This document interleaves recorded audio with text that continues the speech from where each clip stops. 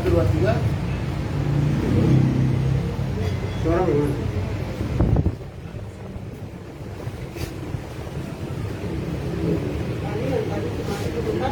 Ada. Coba.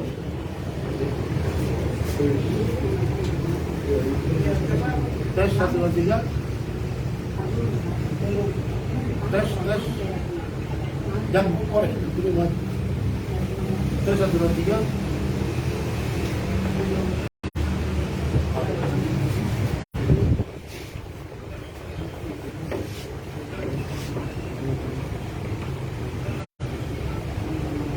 Oke, selamat siang para pemirsa dan juga rekan-rekan mahasiswa yang hadir di kantor LBH Papua. Pada siang hari ini kami akan melakukan konferensi pers dengan tema mahasiswa Simapitoa menuntut Polda Papua dan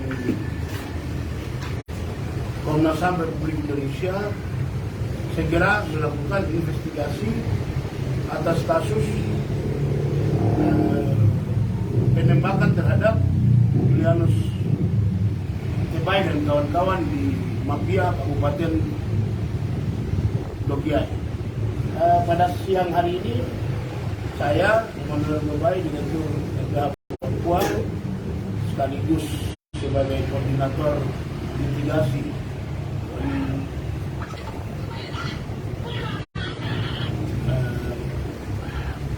dari Koalisi Penegakan Hukum dan HAM Papua bersama-sama dengan pengurus Ikatan Pelajar Mahasiswa Simapitoa Kota Studi Jayapura telah bersama-sama di sini untuk menyampaikan beberapa hal berkaitan dengan kasus penyalahgunaan senjata api yang menewaskan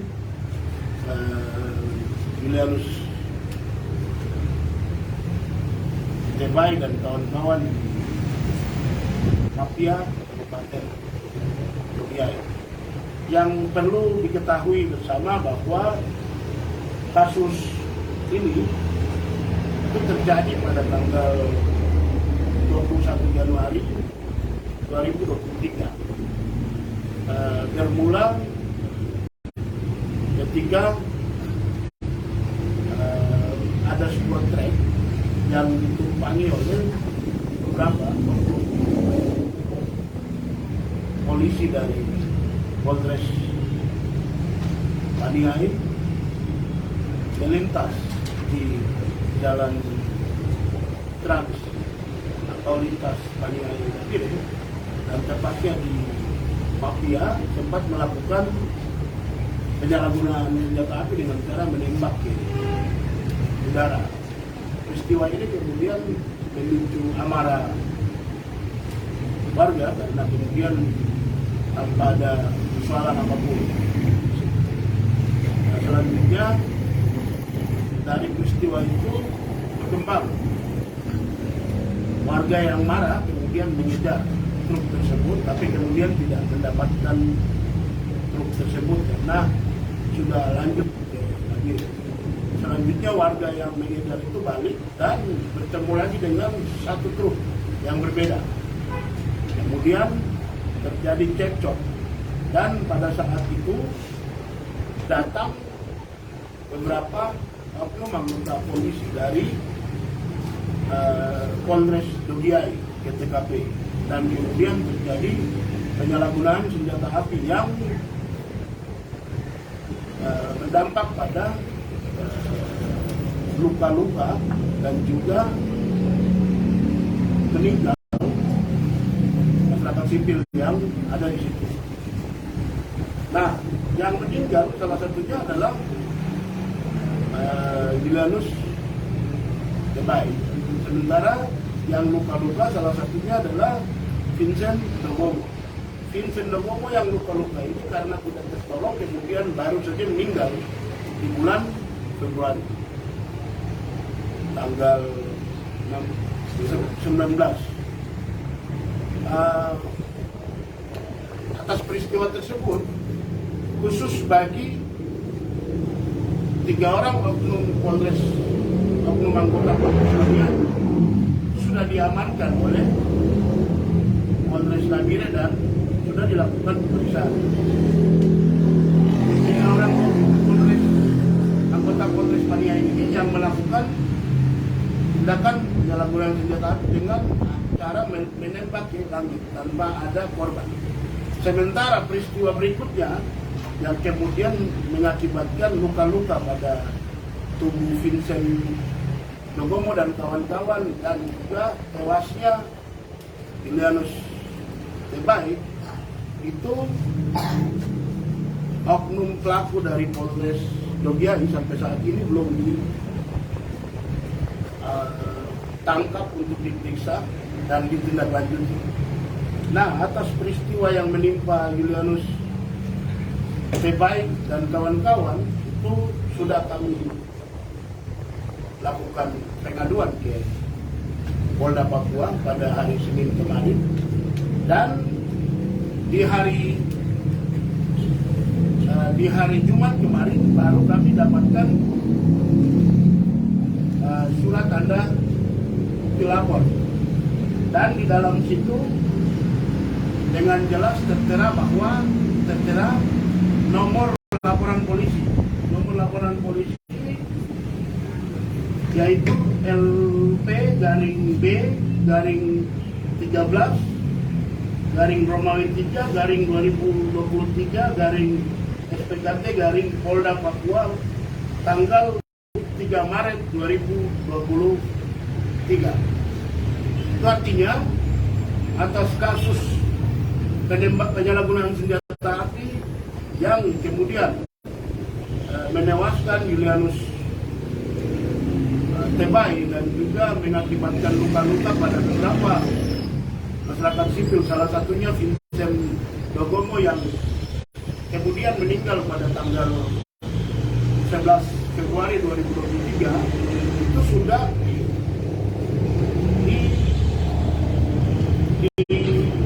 dilaporkan pada pihak yang berwenang. Selanjutnya warga dan juga keluarga korban menunggu agar penegakan hukum atas kasus ini dapat dilakukan secara profesional agar kemudian dapat memberikan hak atas keadilan bagi korban dan juga keluarga korban. Nah, itu mungkin sebagai pembuka dalam konferensi pers ini. Selanjutnya saya akan memberikan kesempatan kepada perwakilan dari pelajar mahasiswa Simapitoa untuk menyampaikan beberapa hal yang kemudian menjadi temuan serta sikap mereka. Selanjutnya saya berikan kesempatan.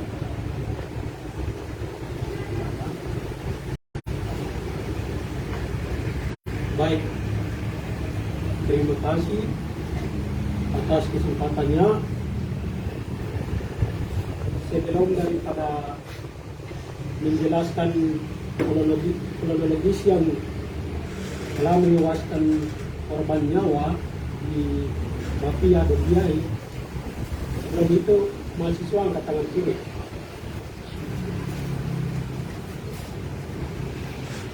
RPMP Simapitoa, RPMP Simapitoa, mahasiswa. Baik, terima kasih atas penembakan ini. Sebelum daripada penjelasan, saya perkenalkan diri. Bernama Jonas Makai. Saya kuliah di UNCEM.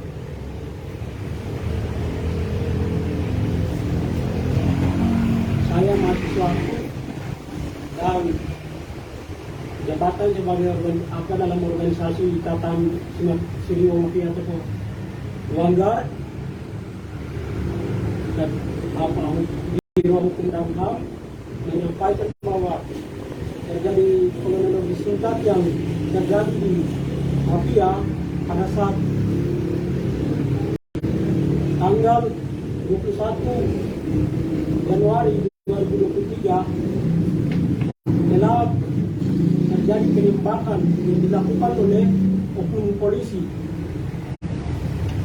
yang menewaskan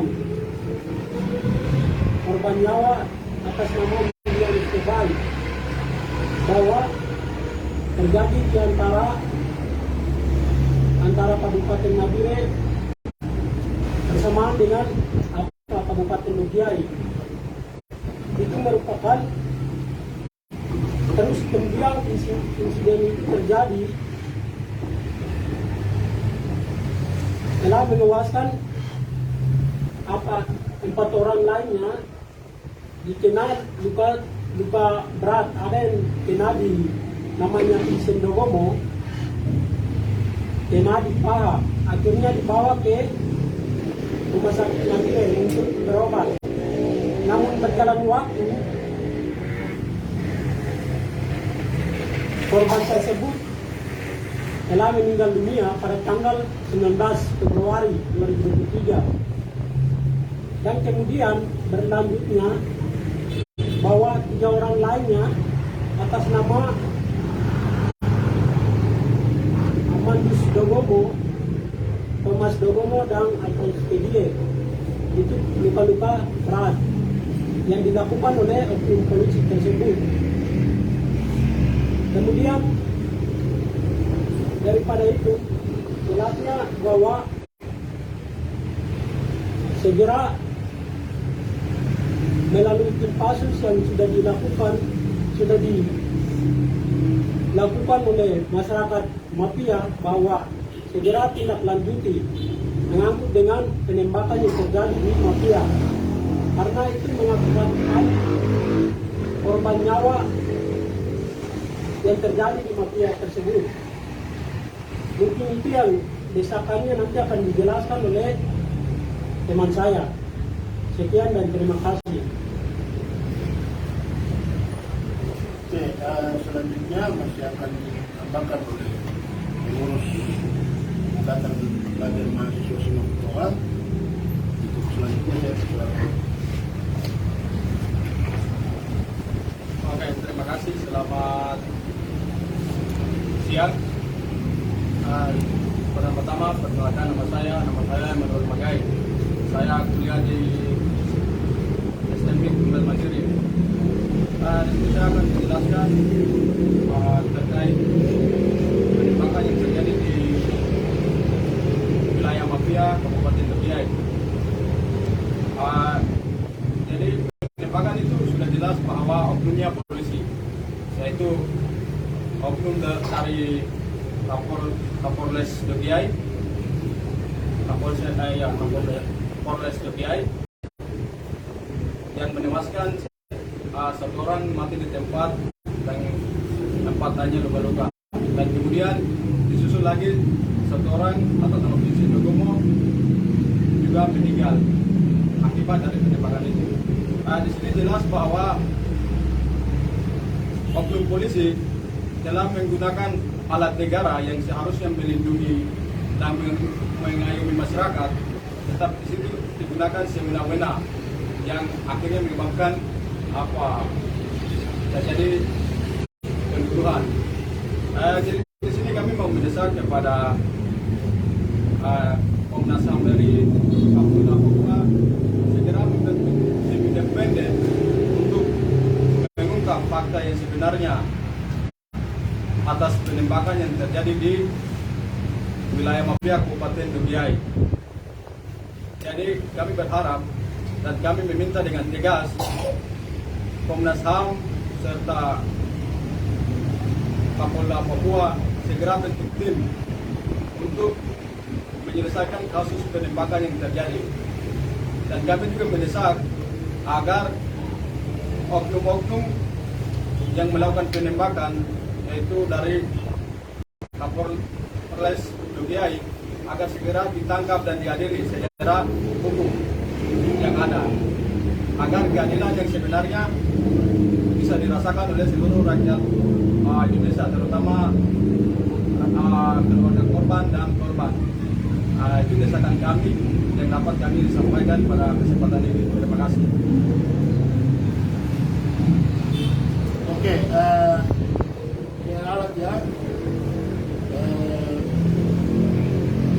ini adalah oknum Polres Rugiai yang diduga melakukan penyalahgunaan senjata api atau pembunuhan atau penembakan yang menewaskan Julianus Tukai dan juga beberapa masyarakat sipil, salah satunya Vincent Ndogomo yang kemudian meninggal dunia. Ada beberapa hal yang penting saya sampaikan dalam konferensi pers ini. Yang pertama yaitu laporan kami ke Polda Papua itu kami laporkan 2 temuan pelanggaran hukum. Yang pertama berkaitan dengan kasus pembunuhan, bagaimana diatur pada pasal 338 KUHP. Yang berikutnya itu berkaitan dengan fakta penyalahgunaan senjata api atau pelanggaran pasal 1 Undang-Undang Darurat nomor 12 tahun 1951. Nah, berkaitan dengan penyalahgunaan senjata api sebagaimana diatur dalam Undang-Undang Darurat nomor 12 tahun 1951, ini yang perlu saya jelaskan sedikit. Yang pertama,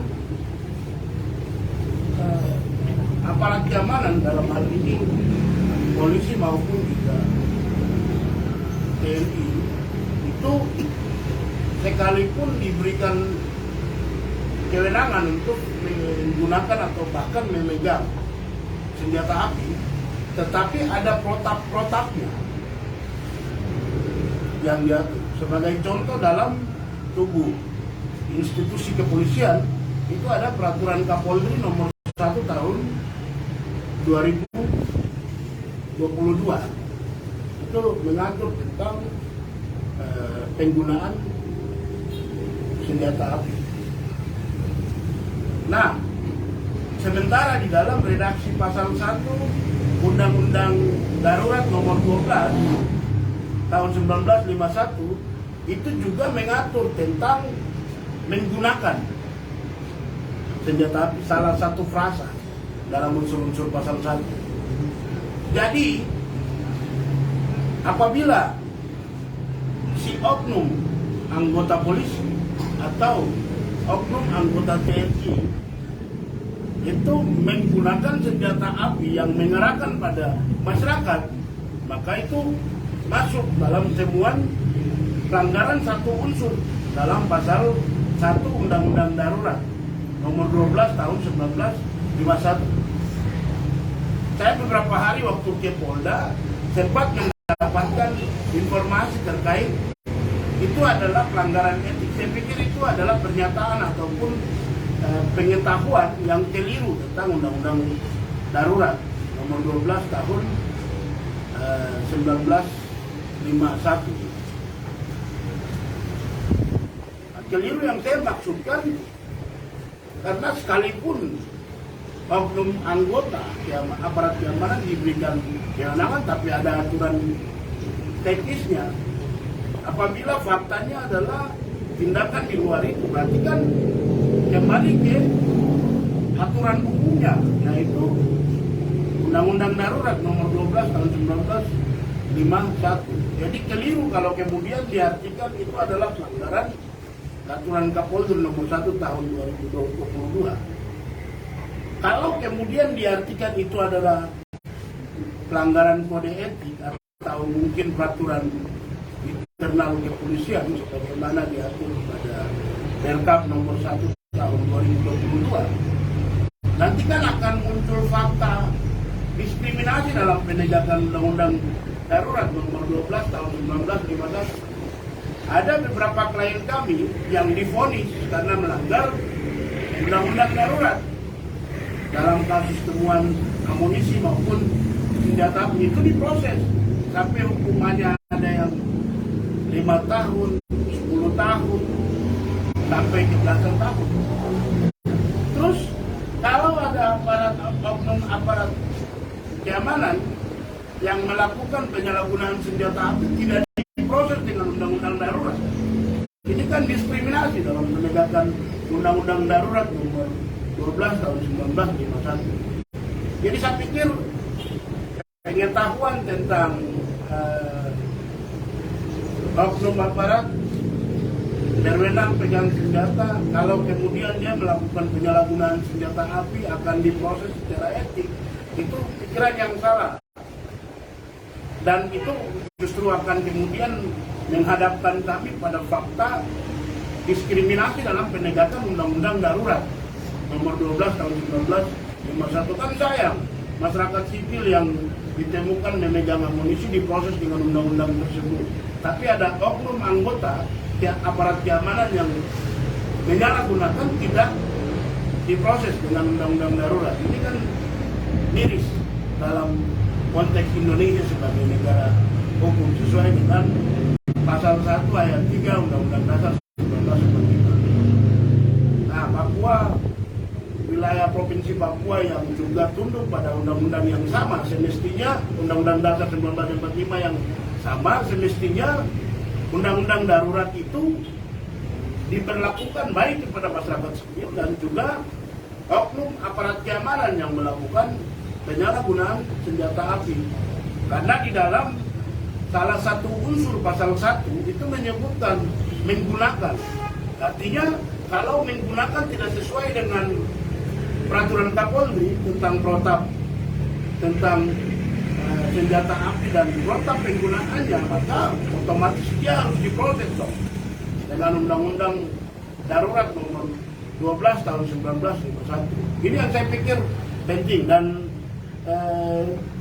fakta yang dialami oleh Julianus Tebay dan kawan-kawan ini kemudian menjadi fakta yang kami menantang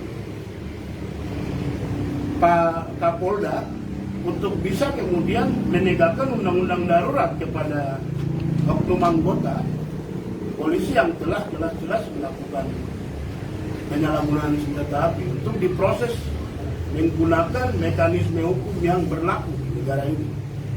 Dan itu harapan kami itu sudah dibuktikan dengan adanya laporan polisi yang sudah kita laporkan pada tanggal 3 Maret 2023 kemarin. Terlepas dari itu, karena kemudian kasus ini juga sudah diadukan ke Komnas HAM Perwakilan Papua dan juga Komnas HAM RI di pusat di Jakarta, maka kami juga tegaskan kepada Komnas HAM untuk segera menggunakan kewenangan yang ada dalam pasal 83 ayat 3 huruf B Undang-Undang nomor 39 tahun 99 tentang hak asasi manusia. Ini semata-mata kami minta dan kami desak untuk kemudian menjawab hak atas keadilan dari korban penyalahgunaan senjata api, baik yang meninggal maupun juga yang masih hidup serta yang luka-luka tapi kemudian meninggal. Saya pikir alasan-alasan yang berkaitan dengan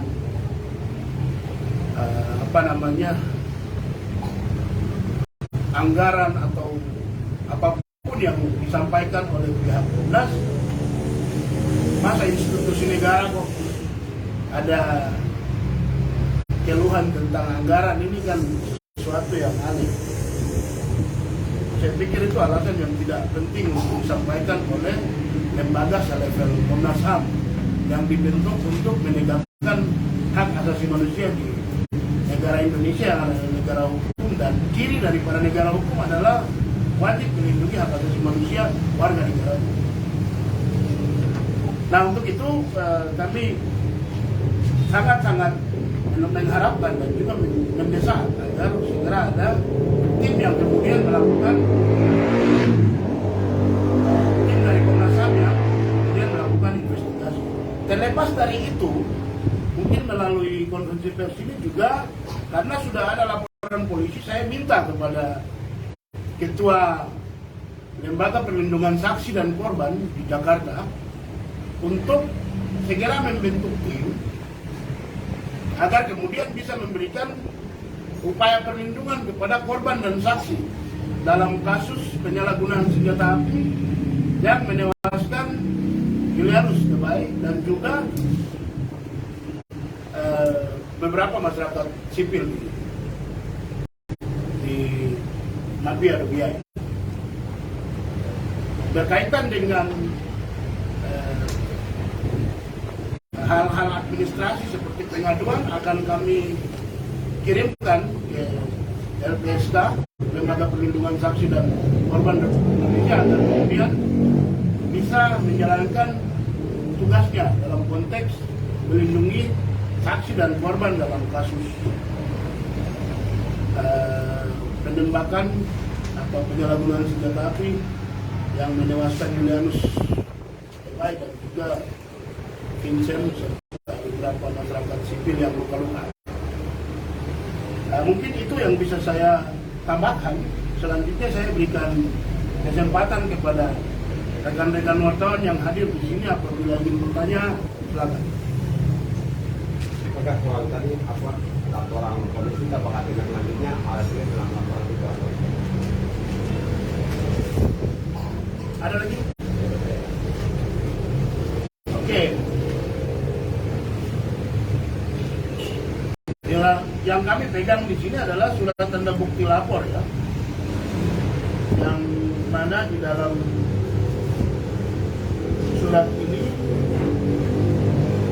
menyebutkan atas LP tersebut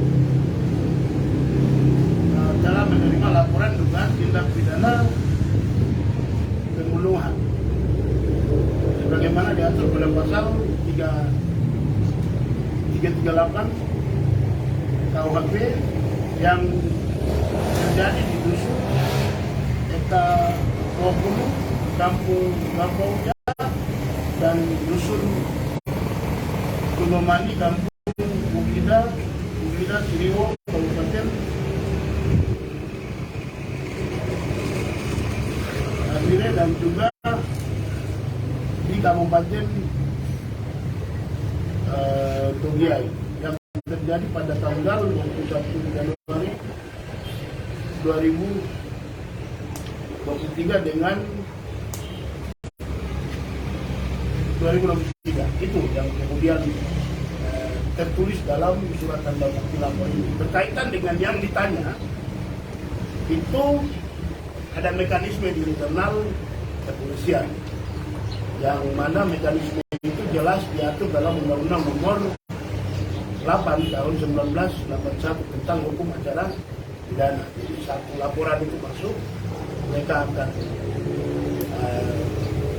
BAP atau memeriksa, buat berita acara pemeriksaan bagi saksi pelapor.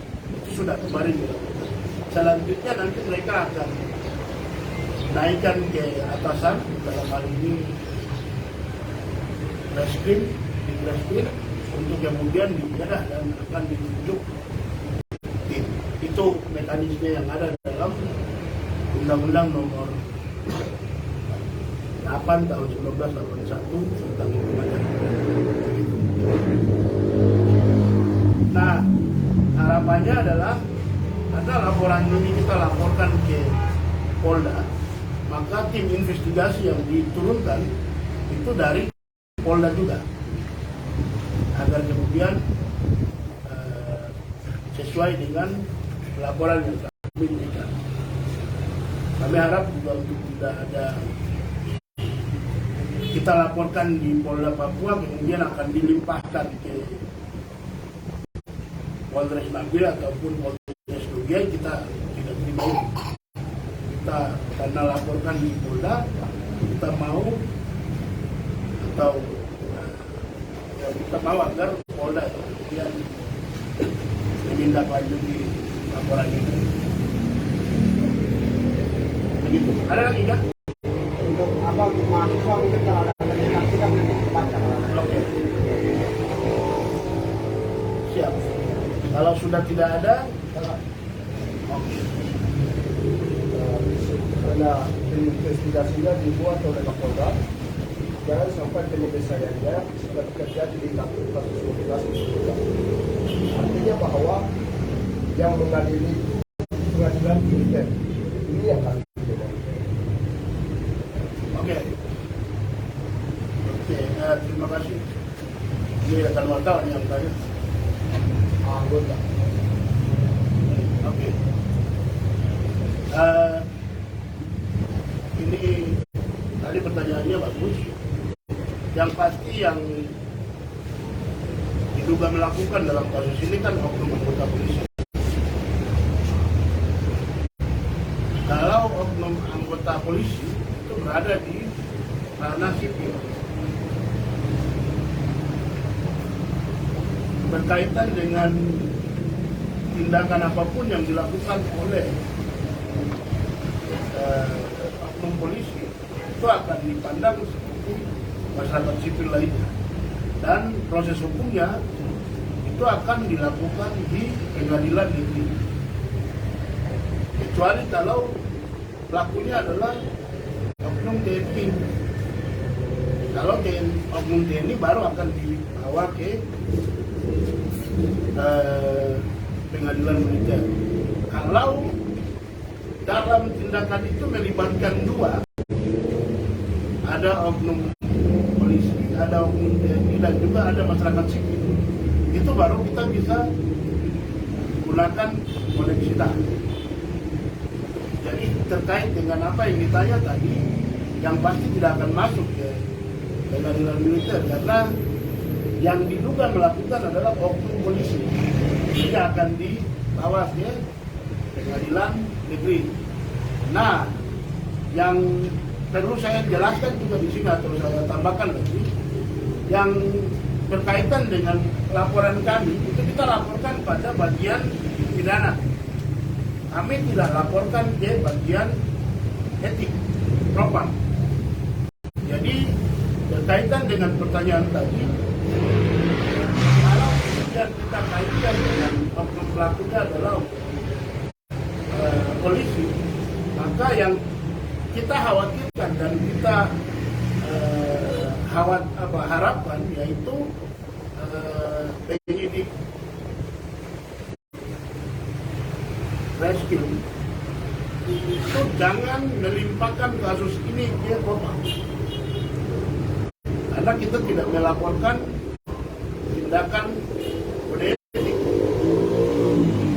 tindakan pelanggaran kode etik yang kami laporkan. Ini jelas ya, STBL ini berkaitan dengan laporan tindak pidana. Jadi yang kita minta prosesnya secara pidana, bukan secara kode etik yang dilakukan oleh propam, bukan itu. Ya ini juga perlu saya tegaskan, kalau jangan sampai kemudian disalahgunakan. Ini kenapa saya harus tegaskan berkali-kali, karena kami punya referensi kasus. Itu kasus di Oneibo, Kabupaten Deyan. Itu dilaporkan ke Komnas HAM, juga dilaporkan ke Polda Papua. Tapi kemudian yang ditindaklanjuti adalah kode etik. Dan yang sangat memilukan dalam kasus itu yaitu sanksinya adalah minta maaf. Kami tidak mau itu terjadi dalam kasus yang kami laporkan, ya. Karena jelas klien kami melaporkan tindak pidana, dan klien kami mengharapkan agar tindak pidana itulah yang diproses secara pidana. Itu artinya tidak ada kaitannya dengan etik. Mungkin itu yang bisa saya tambahkan. Oke? Kalau sudah, masih ada lagi kan yang ingin bertanya? Pertanyaan? Tidak ada. Tidak ada. Oke, kalau tidak ada, terima kasih. Selanjutnya saya berikan kesempatan kepada rekan-rekan pengurus Ikatan Pelajar Mahasiswa Simak Kutoa untuk membacakan pernyataan sikap sekaligus mengakhiri konferensi pers kami tentang mahasiswa si Mapitoa mendesak Polda dan Komnas HAM segera melakukan investigasi atas kasus penembakan yang dialami oleh Julianus Tebay dan kawan-kawan di mafia Kabupaten Dugiay.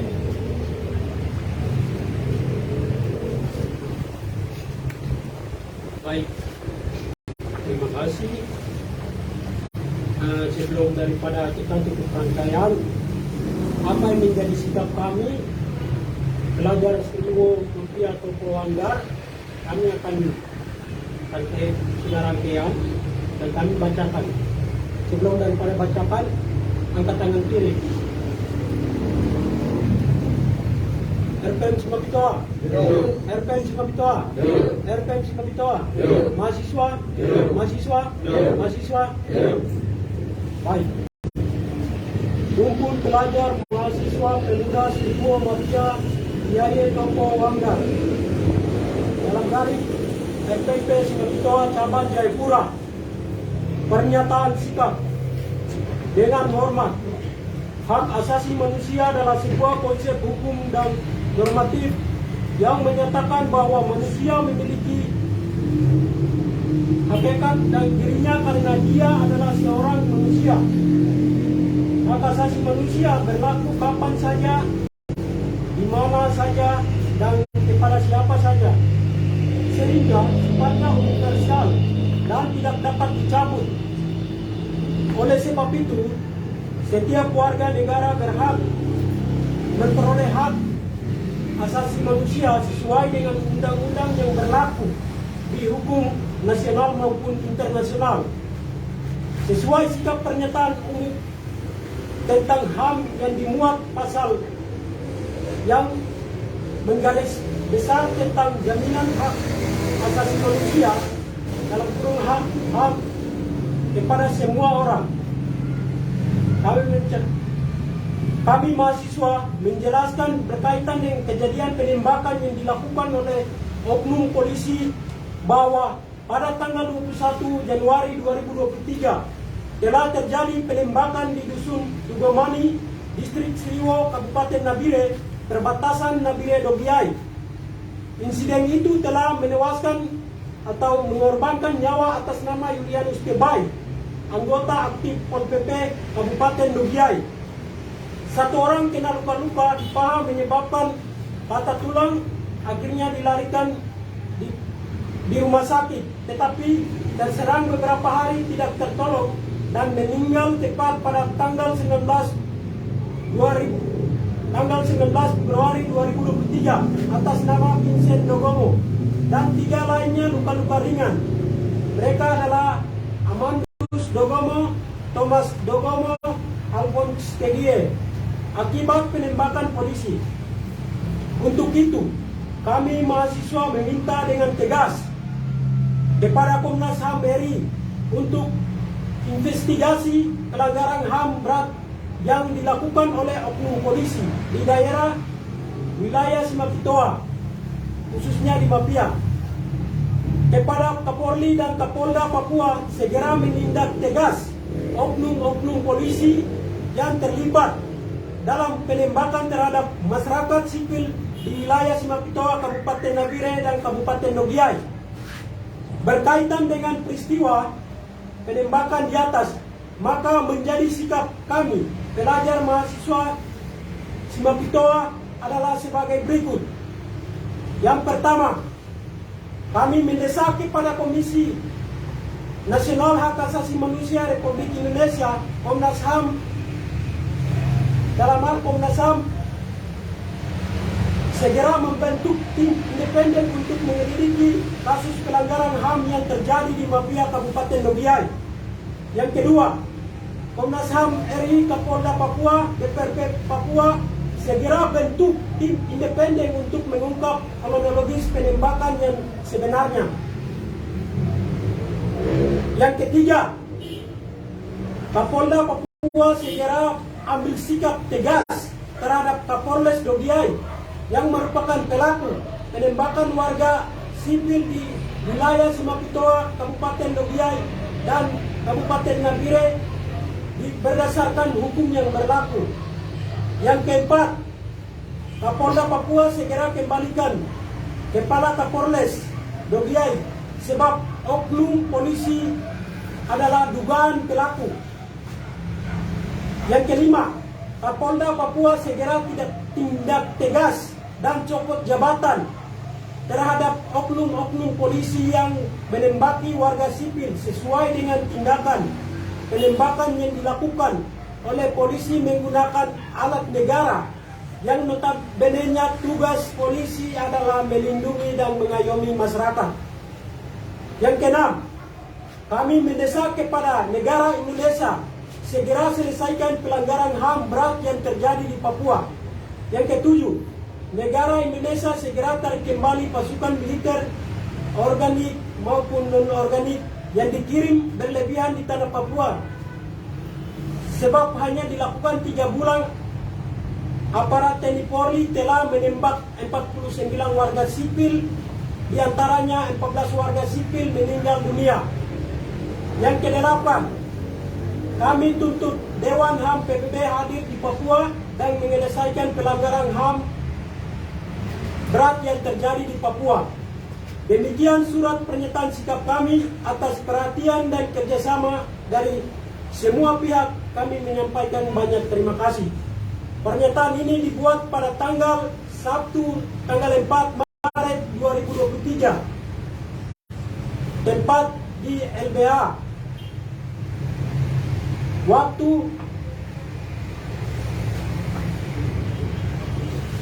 mengetahui Badan Pengurus RPMP Simapitoa, Jayapura, Ketua Kaleb Mote,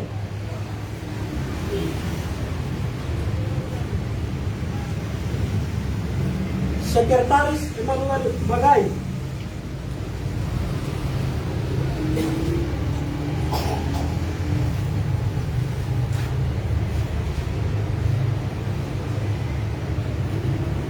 baik, sekian dari pernyataan sikap kami. Kami menegaskan lagi bahwa segera tindak lanjuti apa yang kami sampaikan. Sekian dan terima kasih.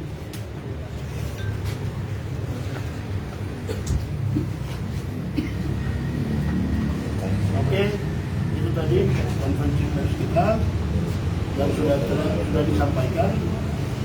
Selanjutnya kami akan akhiri konferensi pers ini.